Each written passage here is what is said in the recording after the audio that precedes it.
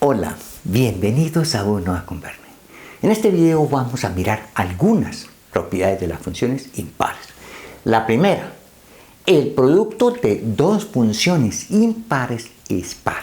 O sea que si f y g son funciones impares, vamos a mostrar que este producto, f por g, calculado en menos x, es exactamente f por g calculado en x. Pero la definición de esto es f de menos x por g de menos x. La definición del producto de funciones.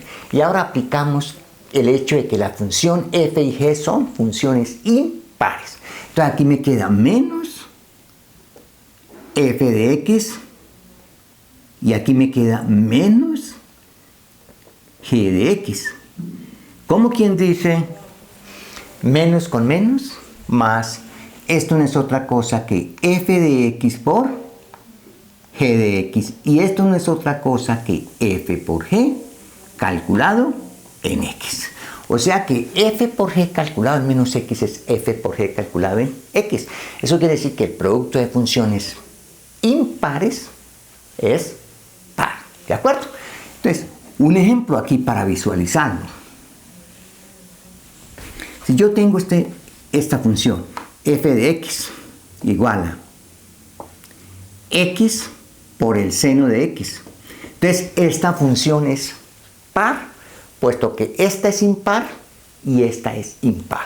Entonces, esta función es par.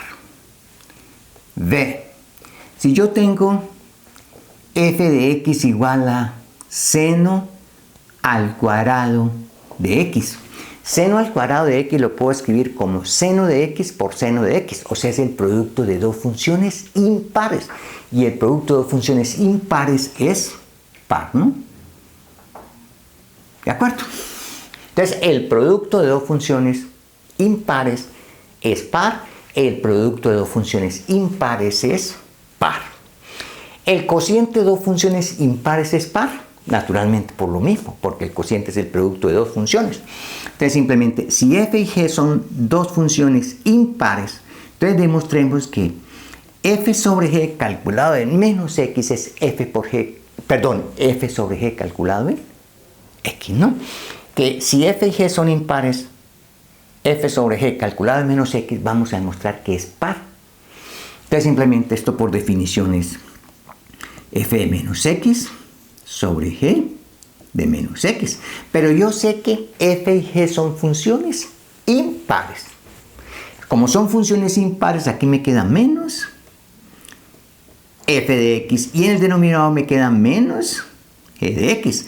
¿Cómo quien dice esto es f de x sobre g de x? ¿Cómo quien dice esto es f sobre g calculado en x? Entonces, que quede claro, si f y g son impares, el cociente de funciones impares es par, ¿no? ¿Estamos? Cociente de funciones impares es par. Por ejemplo, si yo tengo f de x igual a valores impares, ¿no? Escribamos aquí x al cubo sobre el seno de x. Entonces, observen. Esta es impar y esta es impar, o sea que esta función es par, ¿no? Vamos. Cociente de dos funciones impares es par. Suma y resta de funciones impares es impar. Entonces simplemente vamos a demostrar la suma. Si f y g son impares, vamos a demostrar que f más g calculado en menos x es menos f más g calculado en x. Entonces, f y g impares, ¿no? Y lo mismo si hay más de 2. Y la misma demostración sería si estuviera restando. Entonces, simplemente esto va a ser f de menos x más g de menos x. Y esto es como f es impar, menos f de x. Y como g es impar, menos g de x, pero esto no es otra cosa que menos f de x más g de x, pero esto no es otra cosa que menos f más g calculado en x. O sea, si f y g son impares, la suma es impar. ¿De acuerdo? Cualquier sea las funciones que estén ahí. Lo mismo si están restando. Por ejemplo, f de x igual a x al cubo menos seno x. Es una función impar. F de x igual a x al cubo más seno de x. Es una función impar.